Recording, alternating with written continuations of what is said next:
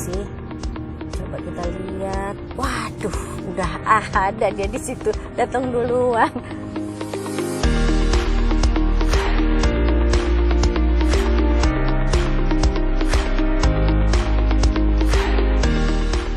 Halo Sobat Benz, jumpa kali ini dengan Maya Nindya. Saya dari Brother Benz Indonesia, Chapter Jakarta. Sebelum memulai perbincangan, saya ingin memperkenalkan apa itu Brother Benz Indonesia.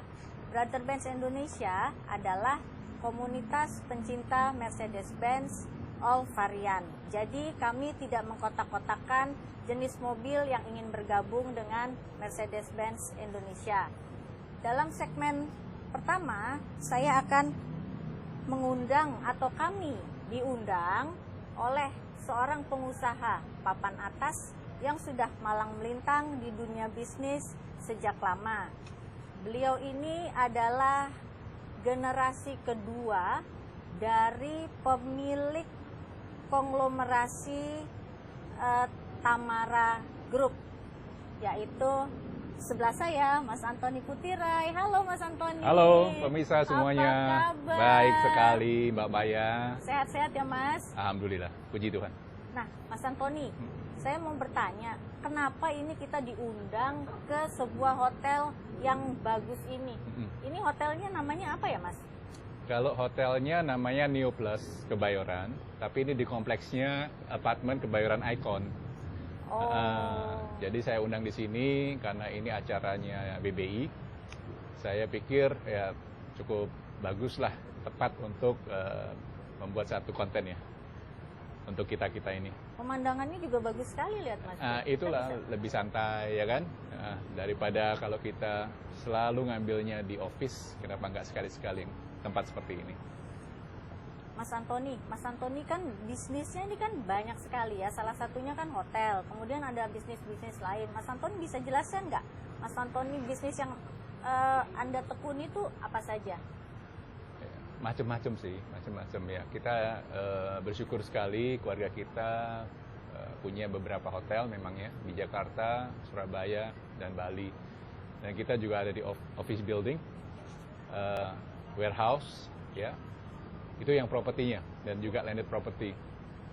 Tapi saya sendiri pribadi di luar daripada keluarga juga menekunin industri pertambangan. Gitu. Batu bara ya Mas? Iya betul. Dengar-dengar dulu pernah punya nikel juga? Nikel punya, yes. Kemudian sekarang lebih fokus ke batu bara? Iya, karena nikelnya kita juga sudah jual. Karena saya melihat bahwa saya harus fokus juga. Nggak bisa semua kita punya kan. Betul. Fokus lebih baik. Terus ada bisnis-bisnis yang future yang Mas Antoni kerjakan? Nah ini pertanyaan bagus. Bagi saya melihat bahwa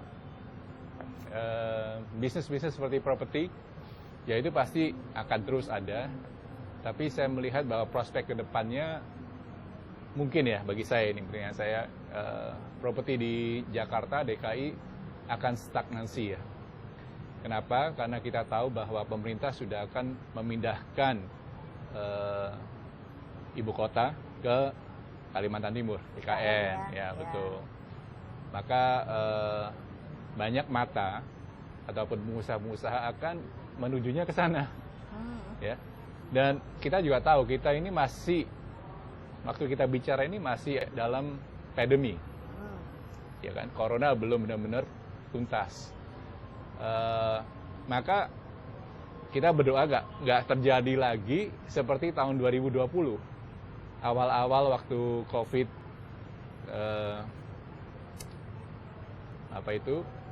mulai outbreak, mulai berdampak ya di dunia, kan kita harus kerja dari rumah, work from home. Dari sana kita bisa melihat bahwa banyak office building itu ketika itu kosong. Ya sekarang sudah mulai pulih kembali, tapi saya yang nggak tahu ya, harus bicara dengan para pakar, apakah bisa kembali sebelumnya, seperti sebelum COVID? Itu pertanyaan yang paling besar bagi kita. Mungkin udah lebih transform ya? Bagi saya itu memang sudah transformasi. Kita harus punya set setting mind kita udah gak bisa seperti dulu lagi. Ini kan udah resetting ya. Iya, Kalau saya bisa katakan ini udah di reset semua. Banyak seperti startup company juga mulainya dari rumah dengan problem gitu. Sekarang banyak yang berguguran ya Mas. Iya. Dan saya ngambil kesempatan itu, saya dapat hikmat untuk mulai bisnis hidroponik. Oh iya, ini salah satu future business ini. Iya, dan hidroponik itu cukup menarik karena ada di dalam kontainer. Oh, di dalam kontainer. Iya. Menarik sih. Biasanya kan orang bikin hidroponik itu di luar. Di mana aja bisa. Gitu. Atau di kebun. Iya, iya. Di Ini mana aja bisa. Di dalam kontainer. Kontainer ini menarik sekali nih Mas. Iya. Setahu saya adalah yang pertama. Wow. Dan saya sudah mematenkan itu. Wow. Ya, kenapa kok bisa hidroponik di dalam kontainer? Karena saya berpikir waktu tahun 2020 COVID menghantam dunia begitu kerasnya, itu kan lockdown tuh. Nggak usah ngomong di luar negeri dulu deh, kita ngomong di Indonesianya. Bayangkan ketika dari daerah-daerah itu di lockdown begitu ketatnya, nggak bisa masuk. Ya, transportasi stop, jadi makanan, logistik nggak bisa masuk. Kita mau makan apa? Nah, kalau kontainer itu bisa taruh di mana aja. Urban farming salah satunya.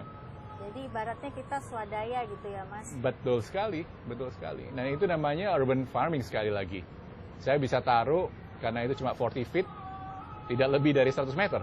Dan itu juga sejalan dengan program-program dari WHO yang mengatakan bahwa kita nih ke depan akan bukan kesulitan, pangan itu akan semakin scarcity ya, akan semakin langka. Itu benar sekali. Dengan adanya bisnis-bisnis future seperti Mas Antoni, itu menjamin ketersediaan bahan pangan dunia gitu. Tepat, itu pintar. Mas Antoni, saya mau tanya, dari pengalaman bisnis Mas Antoni yang beragam ini, itu ada nggak yang membuat Mas Antoni itu paling berkesan? Dan kemudian apa yang membuat Mas Antoni menarik pelajaran dari pengalaman tersebut? Banyak sih ya, banyak. Yang paling berkesan Mas, ada nggak? Hampir semua sama. Karena semua industri punya tantangan sendiri masing-masing. Ya, jadi seperti, ya nggak usah jauh-jauh lah. Ini kita membangun apartemen, ada kurang lebih 230 unit ya. Di kompleks ini ada hotelnya, ada mini office buildingnya. Ketika itu kita punya apartemen sudah bisa kejual 90%.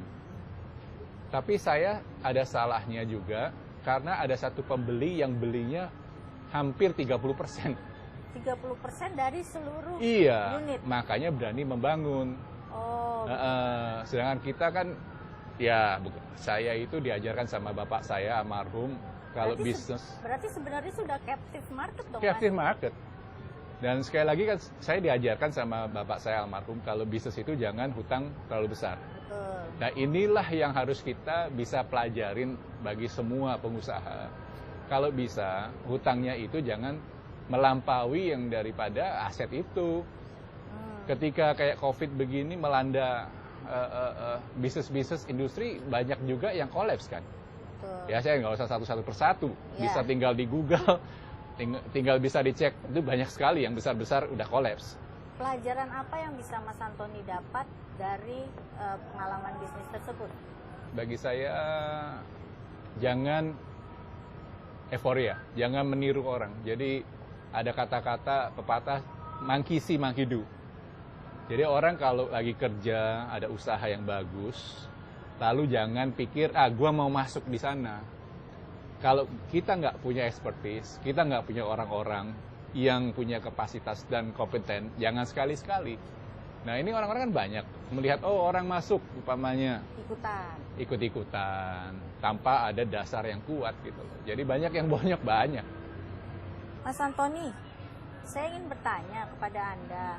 Tuh, Mas Antoni ini kan sudah mengalami ibaratnya perjalanan bisnis tuh ada up, kemudian sempat down, kemudian bangkit kembali. Nah, sekarang menurut seorang Antoni Putirai ini, arti kesuksesan itu apa sih? Well, bagi saya arti kesuksesan itu yang pasti ya. Yang pasti itu bukan cuma hanya punya uang banyak. Dan bukan cuma punya harta atau aset yang banyak. Tapi kesuksesan itu bagi saya ketika kita ada kelebihan, kita bisa berbagi dengan orang yang memerlukannya, ya. Dan juga tentunya ya, sukses kalau sakit-sakitan buat apa? Kalau banyak uang ataupun aset sampai triliunan, tapi pakai nafasnya nafas buatan, untuk apa? Ya kan? Jadi kita juga harus bersyukur. Mensyukurin semua dan harus balance. Bagi saya itu balance. Nggak ada perlunya, pentingnya untuk menjadi orang yang paling terkaya atau bagaimana.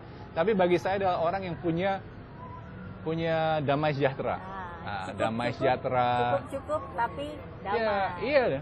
Buat apa kalau sampai berlebihan tapi dicari nama polisi atau cukup jaksa? Cukup tuh maksudnya mau beli mobil cukup, mau beli rumah cukup, yeah. Mau jalan-jalan ke luar negeri cukup gitu ya. maksudnya ya. Ya begitulah. Oke, Mas Antoni, aku lihat Mas Antoni ini orangnya amat sangat fashionable. Kelihatan dari barang-barang yang dipakai itu branded semua nih kelihatannya. Iya benar. Dari jamnya ini menarik perhatian nih Mas. Lihat aja kamu. Ini pasti merek terkenal nih. Boleh disebutin nggak mereknya ya? Sudahlah, kita nggak usah sebutin merek. Tapi ini pasti orang tahu kalau ini adalah merek yang paling terkenal. Ya, lagi heboh aja lah. Dan kemudian ini pasti limited edition nih, karena warnanya saya lihat juga merah. Terus bentuknya juga cantik. Nah, terus juga dengan bajunya Mas Antoni juga dari atas ke bawah nih semuanya branded semua. Tapi begini. Ini bukan karena saya juga mau, tapi karena saya kan tinggi. Jadi untuk beli baju atau celana yang bikinan lokal, kadang-kadang itu cuttingnya nggak pas, nggak cocok gitu. Jadi ada keterpaksaan, ya, bukan karena saya mau show atau enggak. Seperti gini, kalau kita naik pesawat, saya juga mau, it's okay, naik ekonomi, sampai kok 1 jam, 2 jam juga sama sampainya. Tapi kalau udah sampai berjalan lebih dari 2-3 jam karena saya tinggi, ya saya terpaksa naiknya bisa sekali, jadi bukannya apa lebih gitu. Kepada fungsi mungkin ya. Iya, keperluan fungsi itu lebih dari itu. Nah, Mas Ape, apa sih yang mendasari Mas Antoni ini mengkoleksi barang-barang branded seperti gini? Oke, kalau untuk jam, ya kita tahu lah, semua laki juga sukanya apa sih? Ya kalau nggak mobil ya jam kan. Nah, apa sebagai salah satu dari instrumen investasi? Betul. Nah, ini benar. Jadi jangan sampai ada persepsi yang salah dari masyarakat bahwa ngapain beli jam mahal-mahal gitu kan. Tapi buktinya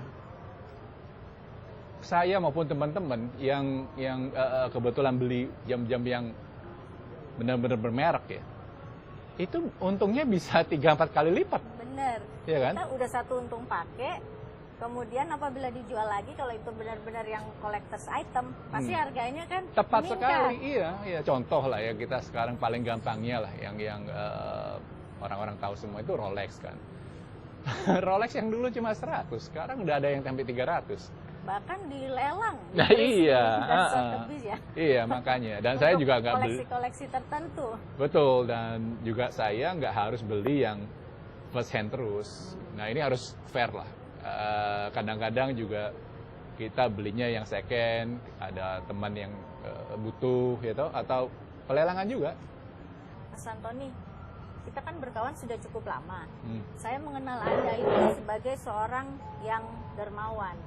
Dari sebelum pandemi, ketika pandemi, sampai sekarang pandemi sudah mau selesai, kedermawanan Anda itu tidak berubah. Bahkan ketika orang-orang mengerem investasi pada saat pandemi, Mas Antoni ini malah membuka beberapa restoran. Apa yang menjadi dasar Mas Antoni untuk berinvestasi pada saat pandemi? Baik, ini Mbak Maya, saya tergerak aja sih waktu tahun 2020 akhir itu menjelang end of the year 2020 itu begitu banyak orang yang kena PHK. Ya, jadi saya tergerak semampu saya lah, karena kan saya juga bukan yang berlebihan banget gitu ya. Jadi paling enggak saya mau melakukan sesuatu, kan nggak mungkin semua pemerintah kan. Jadi saya mau menularkan optimisme saya kepada teman-teman pengusaha gitu. Sekaligus mungkin membuka lapangan pekerjaan. Of course, buat pasti. teman-teman yang mungkin membutuhkan. Iya, benar. Dan pengusaha-pengusaha yang baru mulai terjun ke bisnis, Betul. dipandu oleh Mas Antoni, Ya. membuka usaha bareng-bareng. Oh, Kan ya. ada konglomerat yang mandu kan lebih Enggak lah. baik. Konglomerat apa? Yang penting itu kita mau saling membantu, ya kan? Sekali lagi kayak tadi, kesuksesan itu jangan cuma kita bicara yang lalu, tapi berkesinambungan, ya kan? What is next? Kalau kita cuma hanya bicara yang lalu, that is the past, ya toh? Berarti itu sesuai dengan prinsip kedermawanan tadi. Iya, Berarti nggak salah, saya punya temen ini memang benar-benar dermawan. Ya, puji Tuhan. Saya juga belajar banyak dari Alkitab, kepercayaan saya bahwa apa yang kau tabur, kau akan tuai. Jadi taburlah kebaikan. Jadi sesuai kita kemampuan akan ya. menuai kebaikan Iya, juga. amin. Wah, menarik sekali perbincangan kita kali ini ya, Mas. Mas Antoni, saya ini kan ingin belajar banyak dari Mas Antoni. Dan bukan hanya saya, mungkin juga pemirsa-pemirsa lain itu ingin belajar banyak dari success story Mas Antoni, pengalaman-pengalaman Mas Antoni. Saya dengar juga Mas Antoni itu pernah berbicara, mengeluarkan satu konsep yang namanya pains. Bener nggak sih, Mas? Apa itu ya pains itu, Mas? Oh iya. Jadi memang saya sering diundang jadi pembicara, tentunya di acara-acara yang di organisasi saya. Dan saya membuat satu kata-kata akronim ya, pains. Pains kan sakit, ya kan? Singkatan dari ya kan? apa itu, Mas? PAINS, ya kan? Itu akronim dari positif, attitude, in negative situation. Oh, cocok sekali dengan situasi pandemi Memangnya sekarang itulah. ini. Jadi kita dalam masa seperti ini kita nggak boleh negative thinking. Jadi dalam masa sulit seperti pandemi seperti saat ini kita harus positif terus. Betul. Oke. Positifnya itu dijabarkan. Ya, jadi kalau kita takut untuk mulai melangkah, kita negative thinking terus. Bila mana kalau kita kerja ini ntar gagal bagaimana? Ya, kalau kayak begitu kita tidak akan pernah ada kesuksesan story. Karena kesuksesan itu mulainya dari satu langkah pertama. Satu langkah mungkin gagal dulu, bisa bangkit saja. lagi, gagal bisa lagi, saja. bangkit lagi. Iya, itu kan paling enggak kita ada 50-50 chance.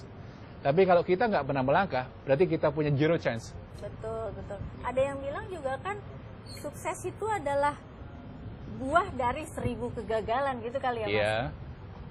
Jadi itu yang mau disampaikan kepada pebisnis kita, terutama yang masih muda, baru mulai bisnis, jangan takut melangkah, Mas ya. Itu bagus sekali Mbak Maya, karena saya juga mau menyampaikan ini khususnya kepada yang muda-muda bahwa kesuksesan itu tidak bisa diraih dalam waktu 1 hari gitu.